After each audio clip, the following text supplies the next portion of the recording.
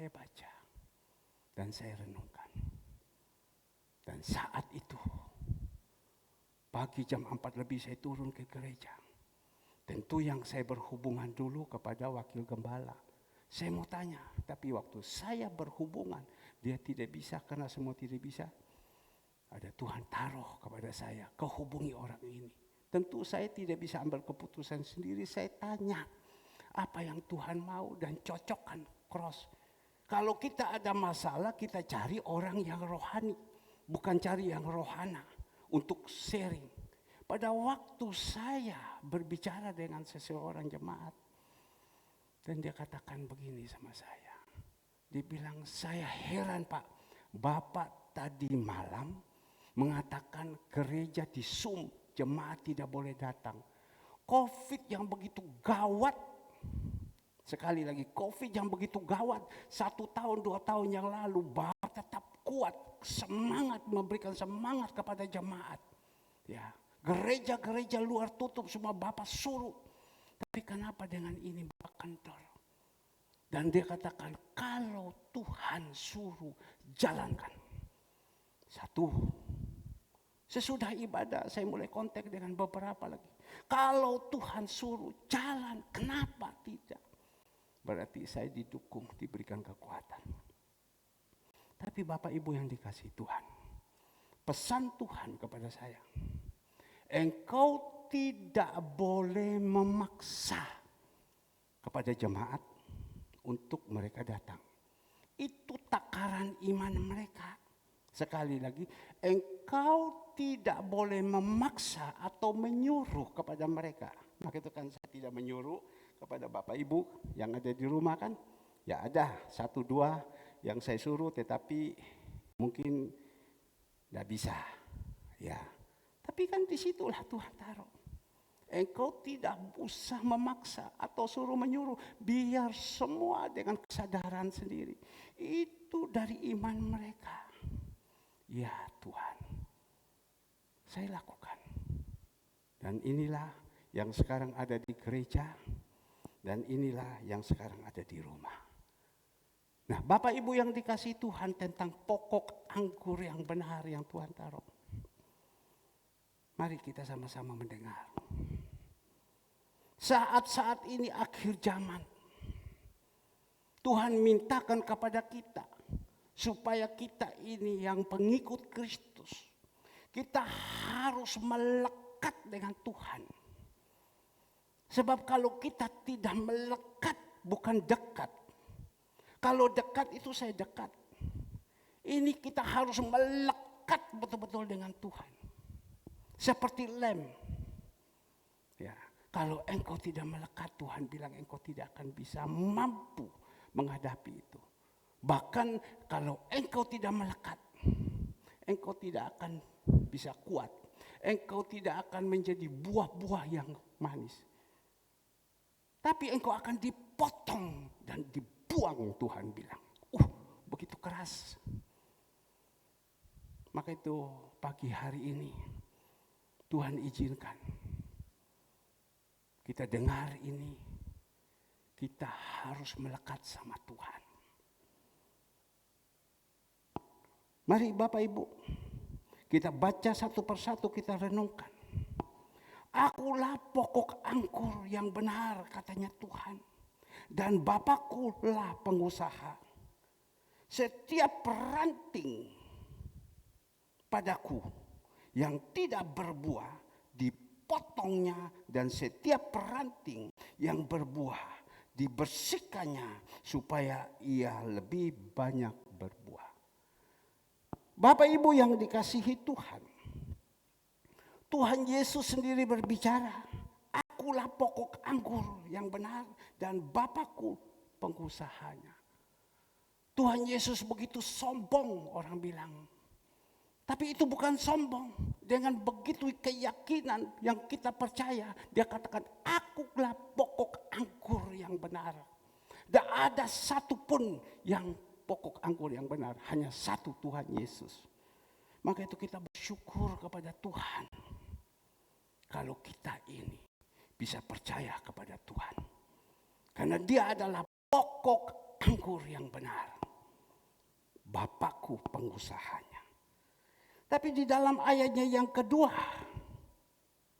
dia pesankan kepada kita supaya kita tahu. Setiap ranting padaku yang tidak berbuah dipotongnya, dan setiap ranting yang berbuah dibersihkannya. Apa artinya ini? Pokok anggur Tuhan Yesus, ranting kita yang Tuhan minta kepada kita. Pokok dengan ranting harus menyatu. Sehingga pokok yang membawa sumber kehidupan ini keluar terus ke ranting. Ya. Jadi pagi hari ini Tuhan ajarkan kepada kita. Agar supaya kita jadi anak-anak Tuhan. Berusaha mempunyai satu pengertian. Agar supaya kita ini yang sebagai ranting harus terus datang mendekatkan diri kepada Tuhan. Bukan menjauh. Harus terus mendekatkan diri kepada Tuhan. Bukan menjauh. Mungkin kita berkata, Pak, saya sudah mendekatkan diri sama Tuhan kok. Sudah kok. Saya ke gereja dan lain-lain. Tidak. Yang dikatakan itu, mari hidup kita ini betul-betul kita pertaruhkan, kita lengketkan kepada Dia. Firman itu, ya itu adalah Tuhan. Taruh melekat di dalam hidup kita, dan firman itu hidup di dalam hidup kita. Karena firman itu adalah Tuhan. Yang Tuhan pesan. Kita harus punya ketaatan, itu namanya melekat kepada Tuhan. Kita harus berubah, itu namanya melekat kepada Tuhan. Seperti pagi hari ini.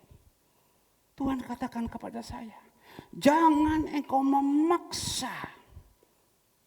Saya berbicara dari atas mimbar. Ya dikatakan ya, tidak dikatakan tidak. Jangan kau memaksa, tidak boleh. Belajar taat. Ibadah tetap ibadah tapi online, offline itu ada. Saya menghimbau jemaat untuk datang. Memang kita tahu risiko. Oh, anaknya COVID, kok disuruh kita datang. Gimana kalau kita ada apa-apa? Tapi saya percaya kalau Tuhan yang suruh. Tuhan pasti sudah pagari. Kalau Tuhan yang suruh, pasti Tuhan sudah pagari. Tinggal bagaimana? Kita mau taat apa tidak?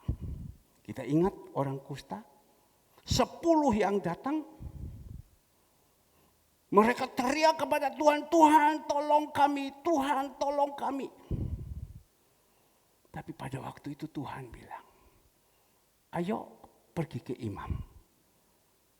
Mereka tahu imam itu bukan dokter, imam itu siapa? Kau suruh pergi ke imam. Tapi mereka pergi. Ini menceritakan ketaatan. Kita melihat melangkah saja, pergi belum sampai ke imam. Firman Tuhan katakan saat itu juga mereka sembuh. Jadi kalau dikatakan kita melekat dengan Tuhan, pokok dan cara melekat itu juga berbicara tentang taat. Tidak segampang itu. Tidak segampang itu. Kita bisa taat itu kasih karunia. Bangsa Israel 2 juta orang. 1998 buang. Mati semua di padang gurun. Yosua, Kaleb taat. Apa yang dikatakan Musa? Dan kita melihat. Musa meninggal. Allah katakan, Yosua sini. Lanjut pimpin bangsa Israel. Karena apa? Punya ketaatan. Barusan anak kita Catherine khotbah. Abraham punya anak. Namanya Ishak. Satu-satu susah payah. Sudah besar. Udah lucu-lucunya. Ganteng. Tuhan bilang Abraham bawa ini anak ini. naik ke Gunung Moria, persembahkan kepada aku. Abraham hanya dengar suara. Abraham jalan bawa. Dan pada waktu itu sudah dibawa, kita melihat dan saat itu. Waktu dibawa dia tidak kasih tahu kepada istrinya Sarah. Karena saya tahu kalau dia kasih tahu kepada istrinya Sarah, Sarah pasti melarang.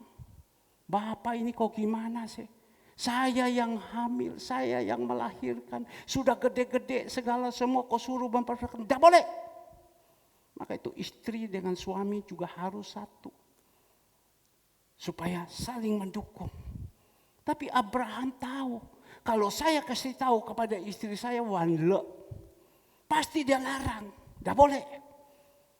Tapi Abraham diam-diam dia bawa. Kita melihat sampai di atas Gunung Moria sudah ditaruhkan di situ. Apa yang terjadi? Sewaktu api sudah siap, sewaktu kayu sudah siap dibakar, tapi tinggal membunuh saja sama Ishak. Ambil itu parang mau bunuh, Tuhan bilang, Abraham, Abraham, jangan kau bunuh anakmu. Aku tahu engkau ini orang yang taat. Maka itu cocok saya pilih engkau karena engkau taat. Bapak Ibu yang dikasih Tuhan. Sehingga apa yang dikatakan, Tuhan memberkati Abraham. Keturunannya seperti bintang di langit. Keturunannya seperti pasir di laut.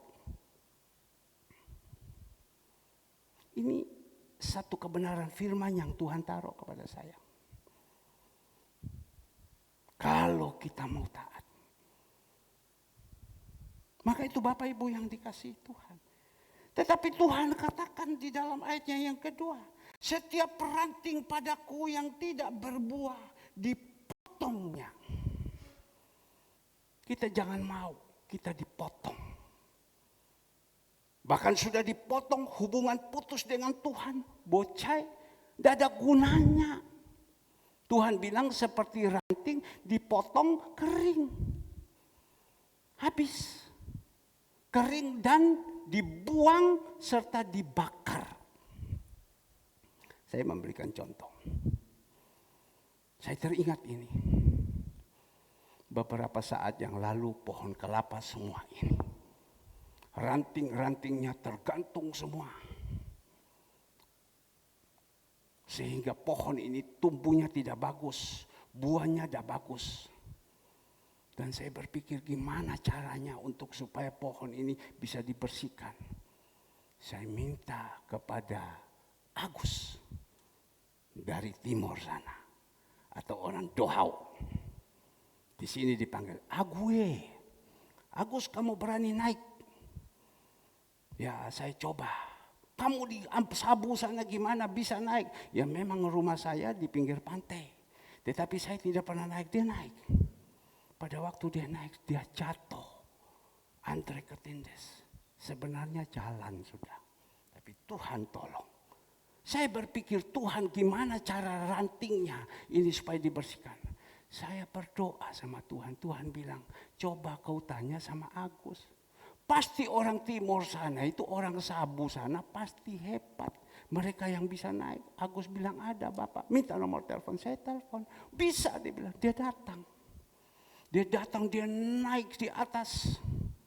Dia turunkan kelapa-kelapa yang ada. Bahkan rantingnya dipotong semua, kurang lebih ada 30 pohon ranting itu dipotong semua yang kering-kering. Yang tidak ada hubungan baik dengan pokoknya. Dengan carangnya, dengan pokoknya. Tidak ada hubungan baik. Kering, dipotong semua, dibersihkan semua. Dan sesudah itu dibawa ke sebelah. Ingat Bapak Ibu ya, dibawakan ke sebelah. Di tempat sebelah sini. 2 hari dibakar. Bakar sekian banyak. Tapi sesudah dibakar, tidak ada fungsinya. Abunya saya juga tidak tahu kemana. Dibakar semua. Maka itu, Bapak Ibu yang dikasih Tuhan yang ada di gereja. Yang ada di rumah. Kalian jangan mau seperti ranting yang tidak melekat sama Tuhan. Kalian nanti akan dipotong terus.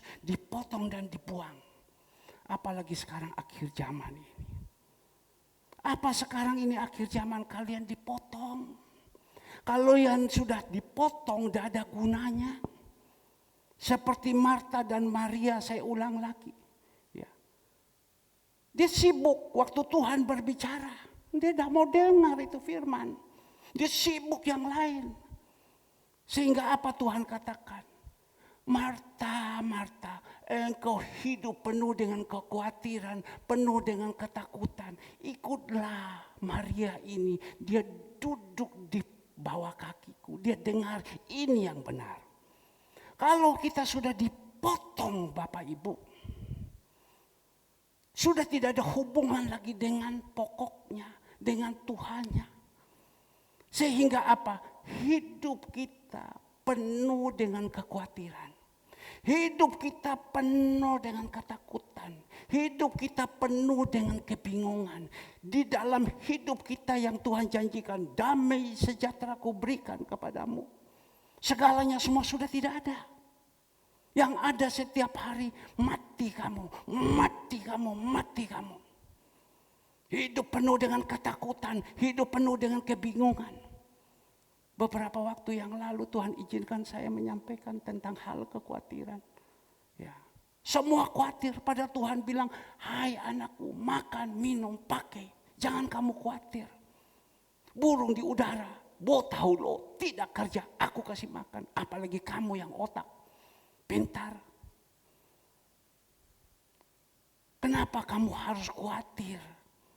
Ayo, dia bilang, carilah dahulu kerajaan Allah dan kebenaran. Artinya apa? Dekatkan kepada saya. Jangan kamu khawatir. Aku akan memberikan engkau. Bukan uang, berikan damai, berikan ketenangan dalam hidup ini. Tuhan bilang kalau kita, itu betul Tuhan taruh sama saya pada malam hari, pagi hari. Orang yang tidak dekat kepadaku, kubuang. Maka itu Tuhan mengatakan kepada saya, ajak, tapi tidak boleh memaksa.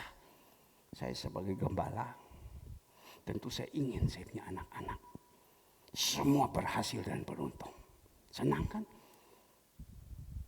Tapi kita melihat di sini, di dalam ayatnya yang kedua, dan setiap ranting yang berbuah dibersihkannya supaya ia lebih banyak berbuah. Setiap ranting yang berbuah. Jadi pokok anggur ini ranting, dia melekat, dia keluarkan buah. Ya. Dibersihkan.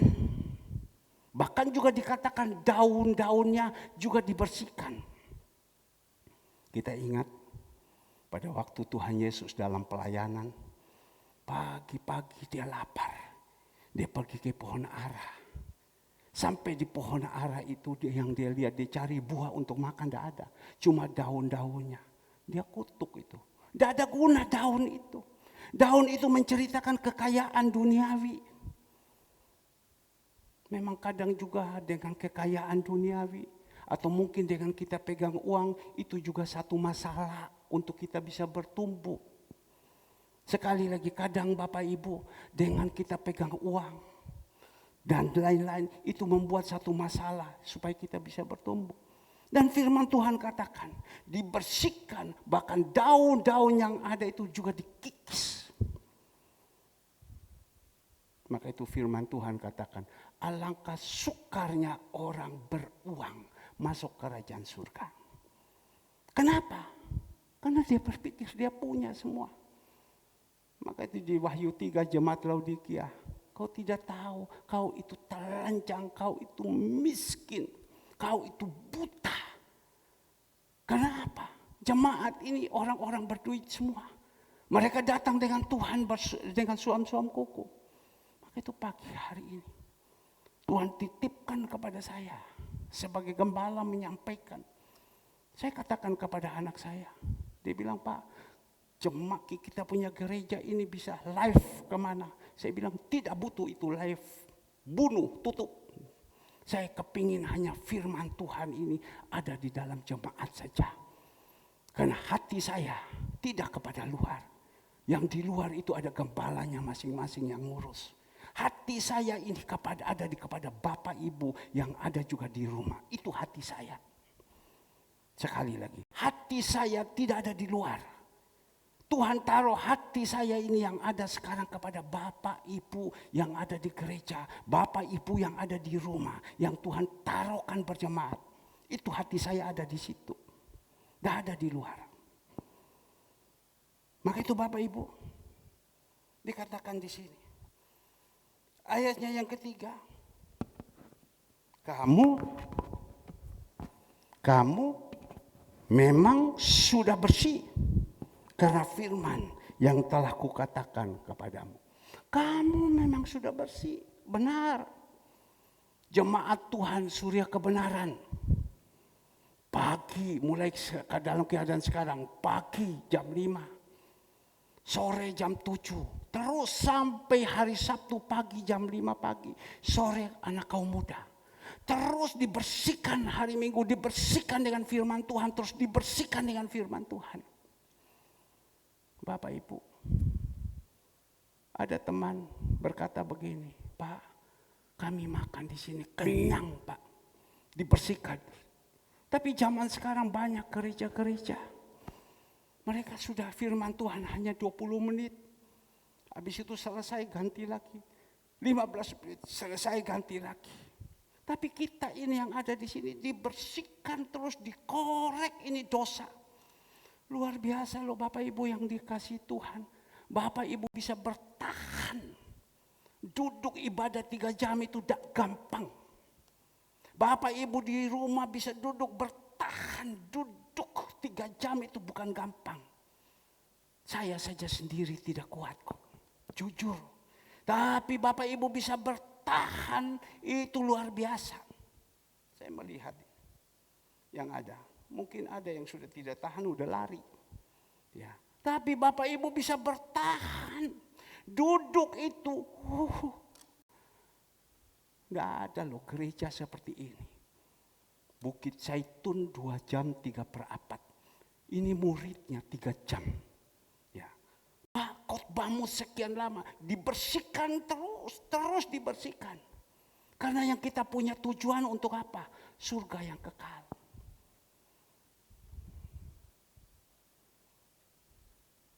Bapak Ibu yang dikasihi Tuhan. Tuhan katakan kamu memang sudah bersih. Karena firman yang telah kukatakan. Maka itu di dalam ayatnya yang keempat dikatakan. Tinggallah di dalam aku dan aku di dalam kamu. Sama seperti ranting tidak dapat berbuah dari dirinya sendiri. Kalau ia tidak tinggal pada pokok anggurnya. Demikian juga kamu tidak berbuah jikalau kamu tidak tinggal di dalam kamu. Tuhan minta kepada kita pagi hari ini. Jemaat Tuhan yang ada di gereja dan ada di rumah. Tinggallah di dalam Tuhan. Jangan lari. Minggu lalu saya khotbah tentang Ulangan 8 ayat 11. Jangan kita lari daripada Tuhan. Dan Tuhan pesankan hati-hati kamu. Jangan kamu lari daripadaku. Saya tahu itu warning. Jangan kamu lari. Coba saya ajak kepada Bapak Ibu. Ulangan 8. Tolong dikeluarkan juga. Ya, Ulangan 8. Ulangan 8. Ayat 11. Hati-hatilah supaya jangan engkau melupakan Tuhan Allahmu dengan tidak berpegang pada perintah, peraturan dan ketetapannya. Kusampaikan kepadamu pada hari ini. Dan supaya apabila engkau sudah makan dan kenyang sendiri di rumah-rumahmu yang baik serta mendiaminya. Dan apabila lembu-lembu, kambing, dombamu bertambah banyak dan emas serta peraknya bertambah banyak, segalanya yang ada padamu bertambah banyak, jangan engkau tinggi hati sehingga engkau melupakan Tuhan. Tuhan pesan kepada bangsa Israel. Bangsa Israel ini yang sudah diberkati Tuhan. Mereka melekat dengan Tuhan. Tuhan hanya pesan kepada mereka, hati-hati, jangan kamu tinggalkan Tuhan. Hati-hati, jangan tinggalkan Tuhan. Bahkan juga yang dulu, mungkin pada waktu itu dia katakan di dalam firman Tuhan, kamu telah ditambahkan semua harta bendamu, hewannya, segalanya semua. Kalau kita sudah dapat daripada Tuhan, kita jadi orang tidak boleh tinggi hati. Ini saya diingatkan kembali, tidak ada persiapan ini.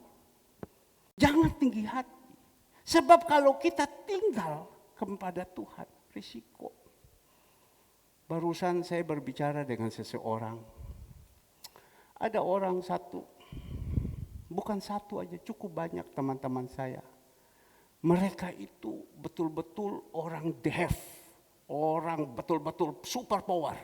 Duitnya tidak bisa dijatuhkan, duitnya tidak bisa hilang. Tapi dalam sekejap Tuhan kasih habis. Dalam sekejap Tuhan tidak jahat. Karena apa? Dia waktu pegang uang, dia tinggi hati.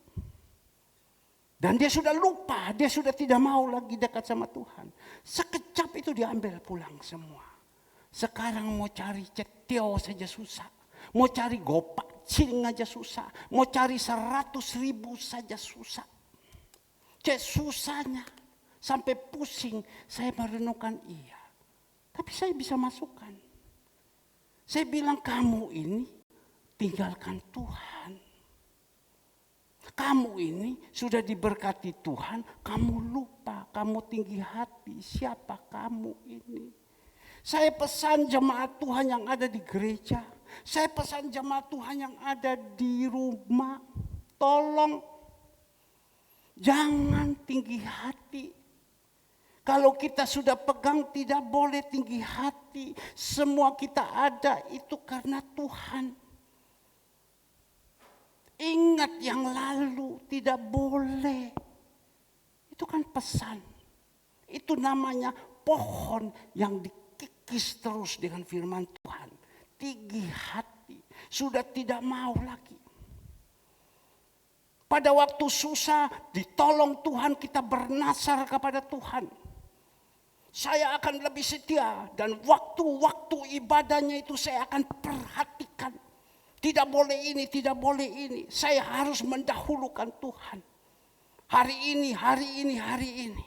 Tapi waktu Tuhan sudah buka, kita sudah mulai lupa.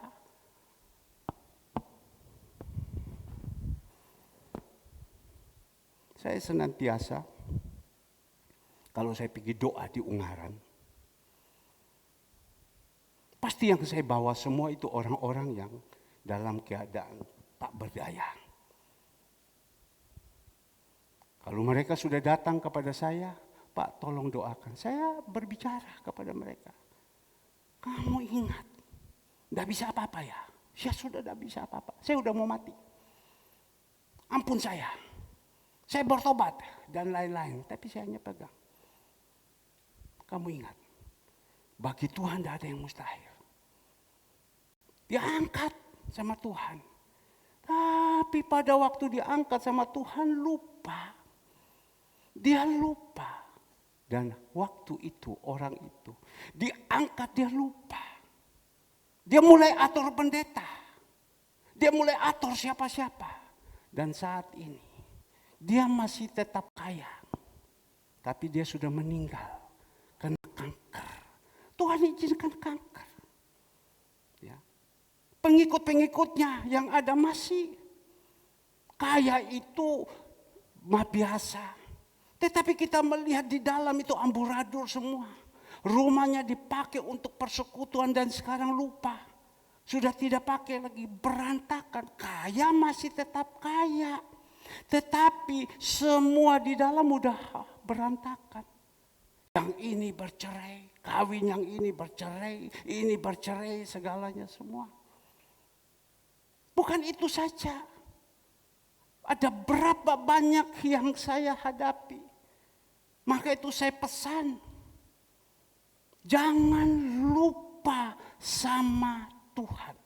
Dan nasarmu yang kau nasarkan itu jangan kau lupa, lakukan itu. Banyak orang katakan, Tuhan, aku dah kuat Tuhan. Aku janji kalau Tuhan tolong. Kita tidak usah janji. Memang Tuhan punya tugas menolong kita. Tuhan izinkan kita susah. Karena di balik itu Tuhan mau angkat kepada kita. Tetapi kita harus mulai kembali dari bawah. Kita ini sudah dibersihkan. Maka itu Tuhan katakan, tinggallah di dalam aku dan aku di dalam kamu. Sama seperti ranting tidak dapat berbuah dari dirinya sendiri, kalau ia tidak tinggal pada pokok anggur. Demikian juga kamu tidak berbuah jika kamu tidak tinggal di dalam aku. Kalau Bapak Ibu saya tidak tinggal sama Tuhan, sungguh-sungguh saya tidak akan mendapatkan buah. Dan Tuhan tidak berkenan kita, Tuhan singkirkan. Ini saya berbicara dari lubuk hati yang terdalam. Saya terus mendengar apa yang Tuhan pesan. Saya kemarin telepon kepada saudari Ivon malam. Saya telepon kok udah diangkat ya. Saya telepon suaminya, kok udah diangkat, rojo dongkol. Waktu saya kan namanya kita manusia, kalau ditelepon tidak angkat kan rojo dongkol.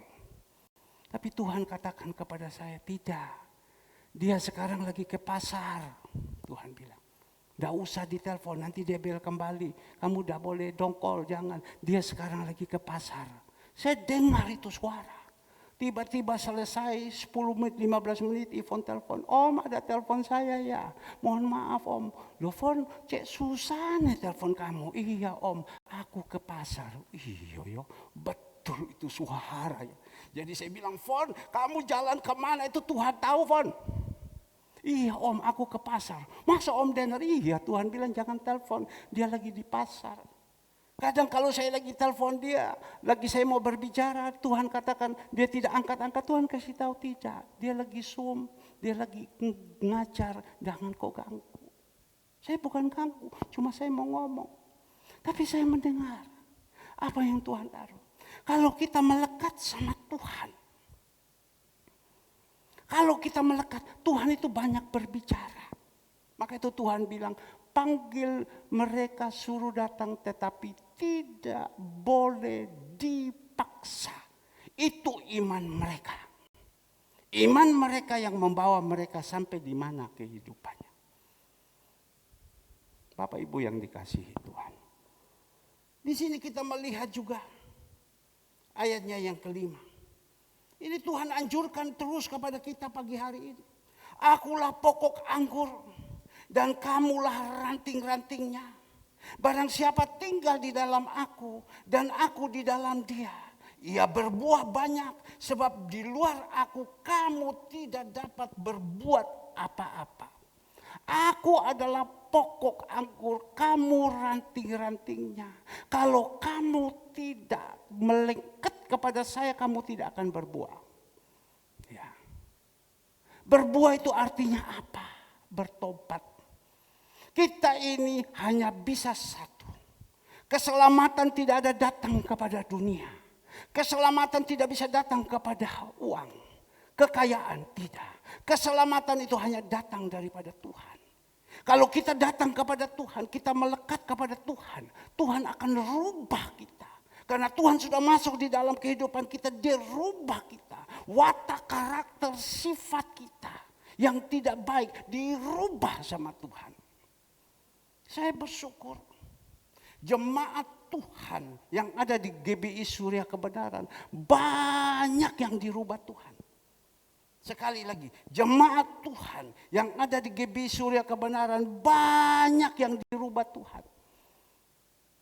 Bapak Ibu semua kan ketemu sama saya ini kan dari aslinya yang tidak mengenal Tuhan. Bapak Ibu yang dikasih Tuhan ketemu sama saya dalam keadaan posisi yang kurang baik. Bagaimana dulu waktu saya ketemu dengan seseorang. Ada seseorang kalau kita ketemu sama dia.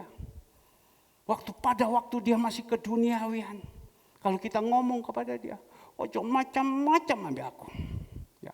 Saya pancul dia kalau dia macam-macam. Ojo macam-macam ya, tak pancul orang. Loh, anak Tuhan kok pancul? Maklum, tapi dia masih duniawi. Dia masih duniawi. Ada juga anak-anak Tuhan yang pertama kali, ojo macam-macam ambil aku. Ya. Macam-macam tak gipeng ambil aku. Tapi sekarang sudah ikut Tuhan, sudah tidak ada lagi bahasa itu. Bahasa penuh dengan kasih. Saya percaya itu bisa seperti itu karena Tuhan. Maka itu kita renungkan.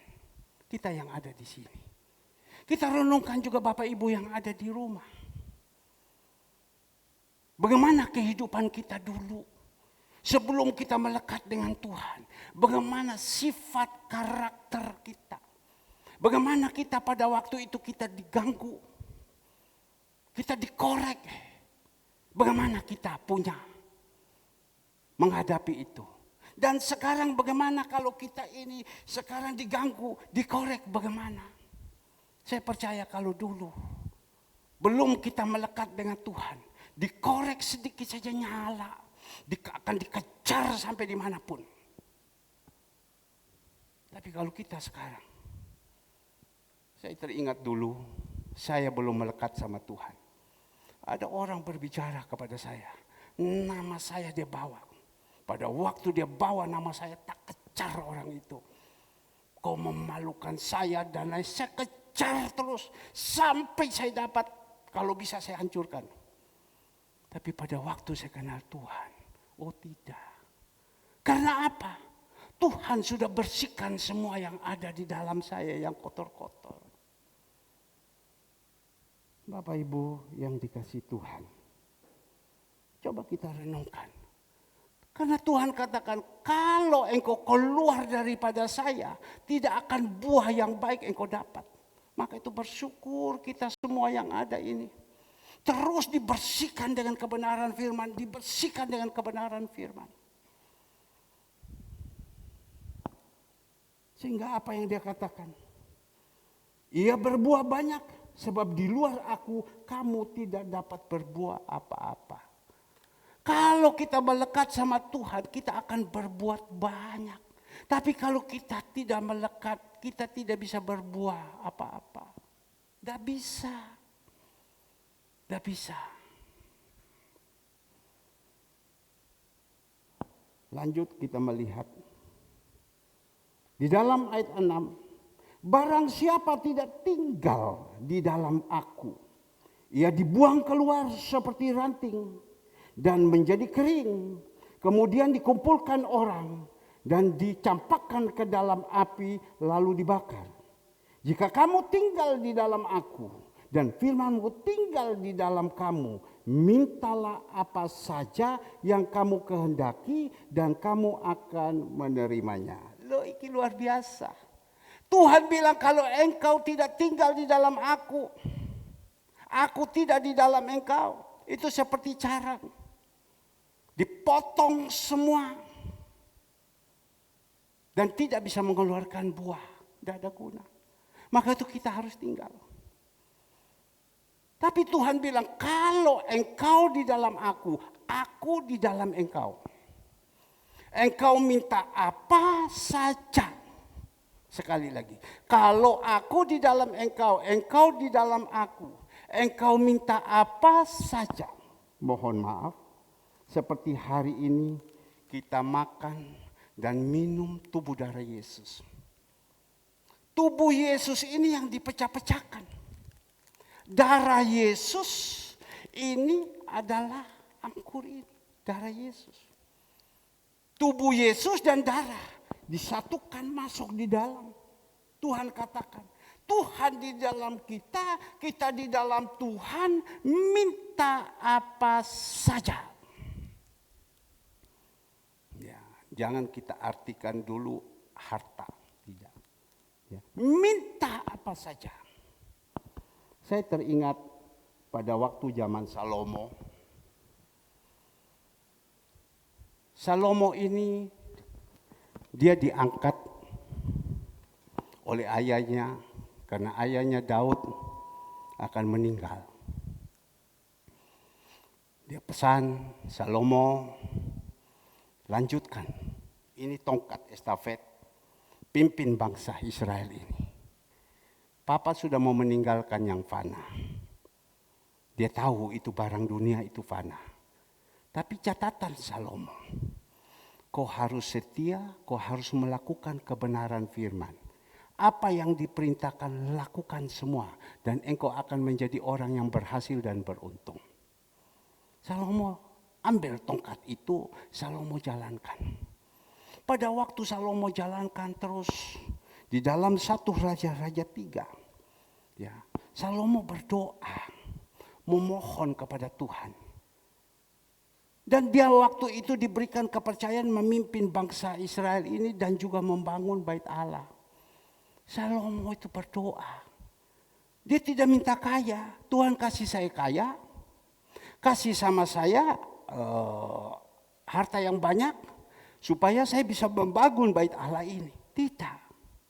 Yang dia minta itu luar biasa. Kita melihat di sini. Di dalam 1 Raja-Raja 3 ayat pertama perikop di atas, doa Salomo memohon hikmat. Dia minta hikmat. Lucu ya. Orang itu kalau kita sekarang berdoa, Tuhan tolong Tuhan, aku minta Tuhan supaya kau berkati saya. Kasih saya kekayaan Tuhan. Kasihkan saya rumah Tuhan. Harta-harta saya tambah yang banyak Tuhan. Tolong. Tetapi Salomo ini luar biasa. Yang dia minta itu dia tidak minta kaya. Sampai Tuhan tanya kepada dia. Salomo, engkau minta apa Salomo? Ya, coba kita melihat di sini. Di dalam 1 Raja-Raja 3 ayatnya yang kelima. Di Gibeon itu Tuhan menampakkan diri kepada Salomo dalam mimpi pada waktu malam. Berfirmanlah Allah, mintalah apa yang hendak kuberikan kepadamu. Tadi di dalam Yohanes 15 ayat 7, minta apa saja engkau dapat. Bukan bilang Tuhan tidak sanggup, tidak. Tapi dia omong sama Salomo, minta apa yang kau minta kepadaku. Kita melihat di sini. Salomo minta apa Bapak Ibu? Di dalam 1 Raja-Raja 3 ayatnya yang ke-7, tolong jemaat buka ya, baca ya, supaya kita tahu. Maka sekarang ya Tuhan Allahku, engkaulah yang mengangkat hambamu ini menjadi raja, menggantikan Daud ayahku. Sekalipun aku masih sangat muda dan belum berpengalaman. Demikian hambamu ini berada di tengah-tengah umatmu yang kau pilih. Suatu umat yang besar, yang tidak terhitung dan tidak terkira banyaknya. Maka berikanlah kepadaku hambamu ini apa? Hati yang faham. Menimbang perkara untuk menghakimi umatmu dengan dapat membedakan yang baik dan yang jahat. Sebab siapa yang sanggup menghakimi umatmu yang sangat besar ini? Kita melihat sampai di sini dulu. Salomo pada waktu itu dia tidak minta kekayaan. Tapi dia tahu pada waktu itu tongkat estafet yang diberikan oleh ayahnya Raja Daud. Itulah umat yang besar. Ya. Sehingga dia katakan, saya tidak minta apa-apa. Saya hanya minta Tuhan agar supaya engkau berikan kepada saya hikmat. Ayat 9, maka berikanlah kepada hambamu ini hati yang faham. Menimbang perkara untuk menghakimi umatmu. Hati yang faham. Ya. Maka itu beberapa saat yang lalu, Saudara Alfred mengatakan, dah gampang loh. Orang kalau dikasih sama Tuhan, karunia marifat. Itu karunia marifat itu dia tahu. Orang ini bagaimana, orang ini bagaimana. Dicium-cium saja, tahu. Tahu semua. Orang itu benci kita, tahu. Dan kita harus lakukan bagaimana, tahu. Itu udah gampang. Salomo minta itu. Karena bangsa yang besar pada waktu itu, dia harus minta bagaimana supaya dia bisa mengatasi itu. Karena apa? Hikmat daripada Tuhan. Hati dia katakan di sini. Perkara untuk menghakimi umatmu dengan dapat membedakan antara yang baik dan yang jahat. Ya, tahu.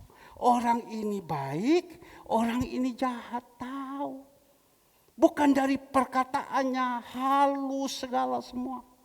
Maka itu ada pepatah Cina bilang, "Seren semian pucising." Kita tahu mukanya tahu, tapi hatinya kita tidak tahu. Tahu semua. Kita lihat Salomo. Apa yang terjadi pada waktu dia sudah minta? Ayat 10. Lalu adalah baik di mata Tuhan bahwa Salomo meminta hal yang demikian. Jadi berfirmanlah Allah kepadanya, oleh karena engkau telah meminta hal yang demikian dan tidak meminta umur panjang atau kekayaan atau nyawa musuhmu, melainkan pengertian untuk memutuskan hukum. Dia tidak minta. Salomo pada waktu itu banyak musuh. Namanya seorang pemimpin, seorang raja. Ya. Semua dari bawah itu ada pro dan kontra, musuh itu ada yang senang, ada yang tidak senang. Saya percaya anak saya Kesia sakit. Ada yang berpikir, aduh kasihan ya Kesia ya. Dia kena ya, aduh kasihan ya, kasihan. Sakno yo, saiki ada di atas ya. Eng, ada di atas. Tapi ada juga di dalam hati, syukur. Tapi dia kan tidak mungkin keluarkan dari mulut, syukur kapok. Ya, bapakmu ikut syukur kapok. Ada, pasti ada. Barusan Ibu Mega kan nangis. Sakno Jokowi. Dia sudah melakukan yang terbaik. Semua dia lakukan yang baik. Kamu buat sama dia, kamu bilang dia PKI, dia kodok dan lain-lain. Tidak punya moral kamu. Nangis dia. Tapi yang kita mau berbicara sini, kita tahu. Kita tahu. Pasti ada yang syukuri. Kan manusia, kedagingan. Syukur. Ya. Pasti ada. Padahal perlu ditambahkan lagi. Cerai Tuhan. Pasti ada. Itu pro dan kontra. Maka itu Salomo waktu itu punya rakyat banyak. Sangat banyak. Dia tidak minta kekayaan. Dia minta gimana ini. Ya. Supaya saya bisa tahu ini pengikutnya. Ada yang baik, ada yang jahat. Pasti. Kita itu kadang seperti itu. Maka itu saya jadi gembala. Saya berusaha agar supaya hati saya tidak boleh jahat. Saya berusaha. Ada yang susah. Saya terus berdoa. Karena perlu saya hiburkan terus mereka semangat. Ya, ada yang sakit. Saya terus berusaha dekati mereka, hibur mereka. Karena firman Tuhan berkata hati yang gembira adalah obat. Saya berusaha. Saya berusaha hati saya ini. Saya tidak boleh mensyukuri. Kalau saya mensyukuri Tuhan tarik sama saya turun dari mimbar, keluar kamu dari rumahku. Kamu jangan ada di sini. Ya. Tapi saya berusaha. Saya tangisi sama Tuhan. Maka itu tadi saya berdoa sama Tuhan. Tuhan tolong cukup sudah Tuhan. Cukup sudah Tuhan. Jangan lagi kau izinkan anak-anakku sakit. Saya dikasihkan obat. Ada 3 paket khusus untuk COVID. Sebelum anak saya sakit. Saya sudah diantarkan obat itu. Saya berpikir untuk apa? Dan saya ngomong kepada jemaat. Jemaat kalau ada yang sakit. Tolong ya, ambilan ini obat di sini. Saya dah tahu. Kok tiba-tiba Tuhan izinkan anak saya sakit. Dan obat itu bisa dipakai. Tinggal ditambahkan antivirus, ditambahkan ini. Segala semua. Dan saya berbicara, ada yang sakit. Kamu ambil, jangan beli ya, ambil. Suruh di gereja. Sekarang kamu kontak sama Kesia atau mamanya obat ini, tapi sabar dulu. Kamu swab dulu. Kalau memang itu pakailah. Senang anak Dila sudah ada di sini. Saya berpikir dia masih sakit. Saya susah. Saya mencari mamanya. Sebab saya bel anak Dila tidak pernah angkat. Saya cari mamanya. Mama, bagaimana anak Dila ini? Bagaimana? Tapi dia bilang sudah sembuh, Pak. Dila bilang, Pak, aku kepingin ke gereja. Aku udah 2 bulan, Pak. Ma, tidak pernah ke gereja. Aku kepingin. Kampok, datang, welcome. Maka itu Bapak Ibu yang dikasihi Tuhan. Apa yang kita melihat? Di dalam ayat 13, 1 Raja-Raja 3 ayat 15. Dan juga apa yang tidak kau minta aku berikan kepadamu, baik kekayaan maupun kemuliaan, sehingga sepanjang umurmu takkan ada seorang pun seperti antara raja-raja ini. Dan juga dikatakan, dan jika engkau menuruti jalan yang kutunjukkan dan tetap mengikuti segala ketetapan dan perintahku sama seperti ayahmu Daud, maka aku akan memperpanjangkan umurmu. Dia tidak minta kekayaan, dia tidak minta kemuliaan, dia hanya minta hikmat, takut sama Tuhan. Tuhan tambahkan dia. Kekayaan Tuhan kasih. Tuhan kasih kemuliaan. Aku berikan, kau tidak minta itu, kau hanya minta hikmat. Memang, maka itu coba rubah cara mindset kita. Untuk apa kita sekarang minta kaya? Kasih. Tapi kaya itu tidak bisa kita nikmati. Betul kan? Untuk apa kita minta kaya? Kita penyakitan terus. Untuk apa kita kaya? Setiap hari stres kayak orang mabok. Untuk apa kita kaya? Anak-anak rusak semua. Untuk apa kita kaya? Rumah tangga berantakan semua. Apakah kita kaya? Ranjang kita daripada emas. Kasurnya yang Dunlopilo atau yang termahal. Kamar semua istimewa tapi tidak bisa tidur malam. Untuk apa? Kita diberikan kekayaan, punya villa, punya segalanya semua. Tetapi kita tidak bisa menikmati, orang yang lain yang menikmati. Untuk apa? Tapi kalau kita hidup takut akan Tuhan. Sekali lagi, kalau kita hidup takut akan Tuhan. Tuhan memberkati kita, kita bisa menjadi berkat. Kita bisa menjadi berkat. Bisa memuliakan nama Tuhan. Tadi Tuhan taruh di dalam hati saya. Tuhan taruh di dalam hati saya. Saya pada waktu itu saudara Josi ulang tahun. Saya tulis di situ, saya bilang puji Tuhan. Karena pada waktu itu Hengki dan istri Josi main gitar. Panggil keluarga Ambong semua nyanyi. Kamu lawan orang Ambong, susah suaranya. Saya katakan tiba-tiba saya bilang, cuma-cuma nanti hari Minggu. Maksudnya apa arti cuma-cuma? Artinya ortu. Orang tukuh bisa makan. Tapi Bapak Ibu yang dikasihi Tuhan. Kalau kita diberkati Tuhan, kita melihat saudara Ivon, dia diberkati Tuhan, anak, dia panggil saudara-saudaranya semua. Ayo datang di sini. Meskipun dia memberikan makan ala kadar, ada mie, ada ayam rica-rica, dia panggil, ayo datang, memuliakan nama Tuhan. Iki Josi ulang tahun, doakan ya. Josi ambil gitar, dorang nyanyi. Ya, kita melihat pada waktu itu pendetanya datang. Ya, keluarga mereka, ya pendeta, Bapak Pendeta Julius Hetaria datang mendoakan, nyanyi mereka senang. Itu kan orang bisa melihat luar biasa ya. Ya, keluarga ini ya diberkati memuliakan nama Tuhan. Bukan diberkati kita angkat kepala, tidak. Tadi Tuhan taruh di dalam hati saya. Sebentar makanan yang dijual oleh saudara Ivon. Ya, Tuhan taruh di dalam hati saya. Kamu ambil semua. kamu bagikan jemaat semua yang ada di sini. Ya. Tentu yang di rumah, mungkin kita mau antar, saya tidak tahu Ivon bawa berapa banyak.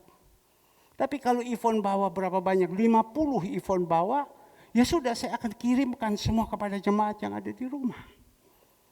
Tapi kalau Ivon bawa omong kosong 30, lebih saya akan kirimkan kepada Bapak Ibunya juga yang ada di rumah. Tapi kalau hanya ada Ivon bawa 20, jemaah yang ada di sini 25, saya pinggir, saya tidak usah ambil. Saya kasihkan kepada jemaat karena kurang lebih ada 25 yang di sini. Ya. Untuk apa? Memuliakan nama Tuhan. Bapak Ibu yang dikasihi Tuhan, mari kita jadi anak-anak Tuhan. Dikatakan di sini ya, Raja Salomo diberkati kekayaan semua dan dipakai untuk kemuliaan nama Tuhan. Lanjut saya akhiri di dalam ini dan kita melihat apa yang dikatakan lagi. Di dalam ayat 7, jika kamu tinggal di dalam aku dan firmanku tinggal di dalam kamu, mintalah apa saja yang kamu kehendaki dan kamu akan menerimanya. Ya. Tadi mungkin Bapak Ibu tanya, Pak kenapa Bapak yang membeli? Karena istri saya ulang tahun. Saya tidak tahu loh. Istri saya ini ulang tahun, mohon maaf. Namanya terlalu sibuk pikiran. Sampai istri saya pagi-pagi dia bangun, dia hanya ini bilang begini, Bu Novi ya, pagi-pagi sudah good morning sama saya. Dan saya bilang ada apa? Biasa istri saya kalau alarm, ya kami memuji nama Tuhan, dia punya alarmnya, dia langsung naik, bangun, langsung siap-siap sudah. Tapi ini alarm, dia masih pegang HP. Saya bilang, ayo sudah turun, siap sudah, jangan terlambat. Dia masih pegang. Habis waktu dia pegang, saya juga sudah tahu. Selesai saya mandi, dia ngomong begini. Dia katakan apa? Dia bilang, ini loh, Bu Novi, dia selamat sama saya ulang tahun. Pertama pagi-pagi jam 12, lewat 1 menit, dia salaman sama saya. Iya, saya ingat. Loh, kamu punya ulang tahun ya? Saya ngomong begitu. Untung ini istri ini sabar. Ya sabar betul-betul, kamu punya ulang tahun. Iya dia bilang saya punya ulang tahun. Bayangkan kita sudah menikah sudah sekian lama. Saya juga tidak tahu dia punya umur sekarang berapa. Tapi saya berdoakan dia tetap awet muda. Saya bilang tadi bisik berapa kau punya umur. Dia bilang sama saya 53. Gitu loh. Padahal sudah 56 ya. Ya 56 betul 56. Di sini kita melihat. Dan saya berpikir iya ya. Oh Tuhan itu baik. Kenapa Tuhan izinkan hadiah anak kita sakit? Dia ulang tahun. Habis itu Tuhan bilang, ayo panggil jemaat datang. Suruh jemaat datang. Sedangkan saya pergi, tapi Tuhan saya baru tahu.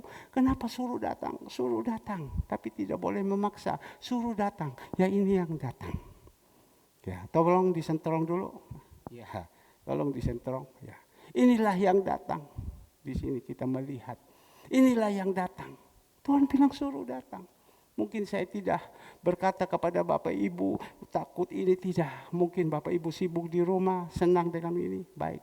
Tapi inilah saya melihat, oh Tuhan itu baik ya. Saya tidak tahu istri saya ulang tahun. Tapi inilah. Dia ulang tahun, yaitu Ibu Gembala Bapak Ibu. Ya.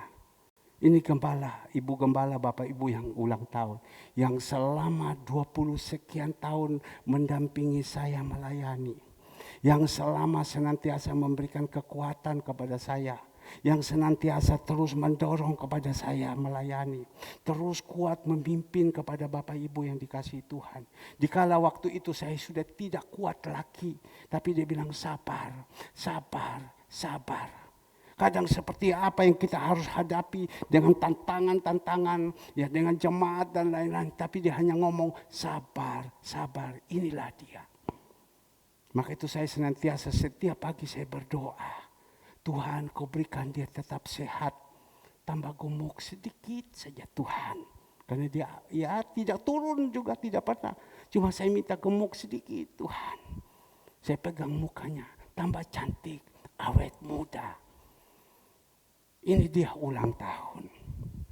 Ya. Dan saya tahu, baru saya tahu.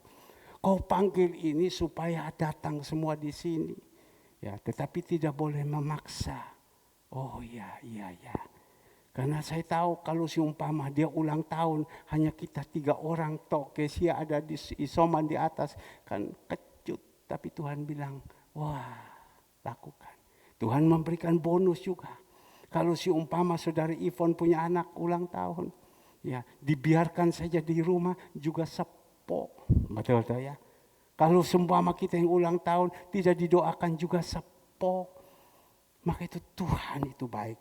Dan yang kita melihat yang terakhir, ayat 8. Dalam hal inilah Bapakku dipermuliakan, yaitu jika kamu berbuah banyak, dan dengan demikian kamu adalah murid-muridmu. Kalau kita berbuah banyak, artinya apa? Pertobatan itu ada di dalam hidup kita. Orang itu bisa memuliakan nama Tuhan. Siapa ini? Oh, Ivon. Wah, luar biasa ya. Pertobatannya luar biasa ya. Lihat dia dengan istri, dia dengan suaminya, dengan anak rukun terus. Inilah orang Kristen. Inilah Ivon orangnya. Karena saya berbicara karena dia ulang tahun, punya anak. Dan saya percaya juga istri saya. Dia ulang tahun. Ya. Orang bisa melihat, oh iya ya. Dia ulang tahun mempermuliakan nama Tuhan. Dia senantiasa mendukung suaminya, anak-anaknya semua. Bapak Ibu yang dikasihi Tuhan. Tuhan minta kepada kita satu kesimpulan. Tuhan mintakan kepada kita. Marilah kita berbuah. Kita tidak boleh putus dari carang ini. Marilah kita berbuah. Kalau buah itu ada, manis itu Tuhan sayang. Satu kesaksian. Beberapa waktu yang lalu, kurang lebih 5 tahun yang lalu, saya ke daerah. Pada waktu saya ke daerah, tiba-tiba waktu saya mau pulang, ada seorang hamba Tuhan dan juga seorang pengusaha, kakak daripada Robert Louis. Dia mengatakan begini sama saya, Pak Pendeta, ini ada buah sirsak. Ini hasil tanaman bagus sekali, manis. Dia kasihlah saya buah sirsak itu. Waktu itu masih mentah, saya bawa pulang ke Surabaya. Waktu saya bawa pulang ke Surabaya, singkat cerita buah itu matang. Waktu saya makan, kok manis sekali ya. Buah ini sirsak. Biasa sirsak itu kami beli di Pacet Kecut. Manis sekali ya. Saya makan, saya ambil bijinya. Waktu saya ambil bijinya, saya tanam. Dari hasil tanam itu tumbuh 5 pohon keluar. Ingat, ada 1 pohon yang ada di pinggir pastori. Dan 1 pohon ada di depan gereja. Yang 3 itu mati. Yang di pinggir pastori ini terus dia tumbuh, dia naik, terus naik. Saya doakan terus. Tapi yang ada di sini kerdil. Loh, saya pikir kenapa kerdil? Kok ada 5, yang 3 mati. Singkat cerita Tuhan ingatkan sama saya. Seperti dalam satu keluarga ada 5 anak. Ya, 3 tidak bisa berguna. Yang 1 kerdil, rohaninya suam-suam. Yang ini bagus. Jadi singkat cerita ini pohon ini terus saya datang. Dia mulai tumbuh tinggi, dia keluarkan buah. Buah di situ, buah jatuh. Buah jatuh, loh Tuhan. Kenapa buah ini jatuh, buah jatuh? Saya berpikir sudah, saya cangkok ke bawah, ambil pupuk, saya kasih lagi. Ya, habis dikasih pupuk ini selesai, saya doakan terus. Tuhan kok jatuh, saya doakan. Singkat cerita Bapak Ibu, barusan istri saya ngomong begini, saya udah lihat, cuma saya doakan terus. Saya dah lihat, tiba-tiba istri saya bilang, ini tadi buromlah bawa. Ini sirsak. Ya. Sudah matang. Masa sirsak dari mana? Itu loh, masa saya bilang. Saya kagum. Doa ini didengar. Dan pada waktu itu saya pegang itu sirsak. Lembek sudah. Dingin. Singkat cerita, sore saya ambil, saya makan. Karena saya pikir buah sulung kan. Saya ambil makan. Pada waktu saya ambil makan. Kok manis sekali ya. Manis sekali. Waduh, saya simpan sedikit. Saya kasih istri saya, kamu ambil. Tapi ini jangan kamu makan lagi, cukup kamu ambil sedikit. Karena apa? Saya mau kasih Pak Daniel. Bukan saya pilih kasih kepada Pak Daniel. Tapi saya tahu dia adalah wakilnya gembala, dia hamba Tuhan.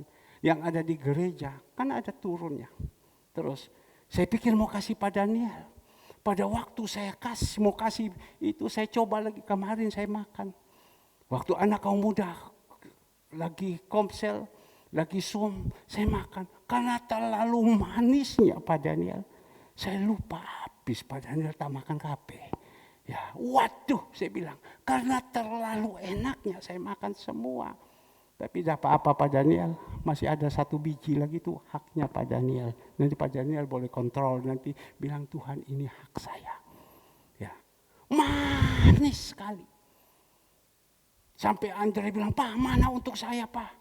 Kesia juga minta, Pak mana untuk saya Pak? Gini-gini segala semua. Saya bilang, Papa makan dulu. Ini buah sulung, Papa makan dulu. Kalau kita ini manis, ya semua orang pada suka makan. Tapi kalau kita tidak manis, bagaimana orang bisa suka makan? Sama juga hidup kita. Kalau kita manis, semua orang suka sama kita. Tapi kalau kita tidak manis, kita jelek, mana ada yang mau? Benar kan? Mari Bapak Ibu kesimpulan. Jangan putus dari jarang. Tumbuh terus, keluarkan buah yang banyak. Dan buah itu adalah manis. Menyenangkan hati Tuhan. Dan tadi ayat yang terakhir. Dalam hal inilah Bapakku dipermuliakan. Yaitu jika kamu berbuah banyak. Dengan demikian kamu adalah murid-muridku. Saya rasa sekian. Terima kasih. Yang di rumah mungkin sudah capek. Tapi minggu depan kita ibadah. Sudah ya? Kita kembali ya. Haleluya. Baik, saya minta pelayan-pelayan yang ada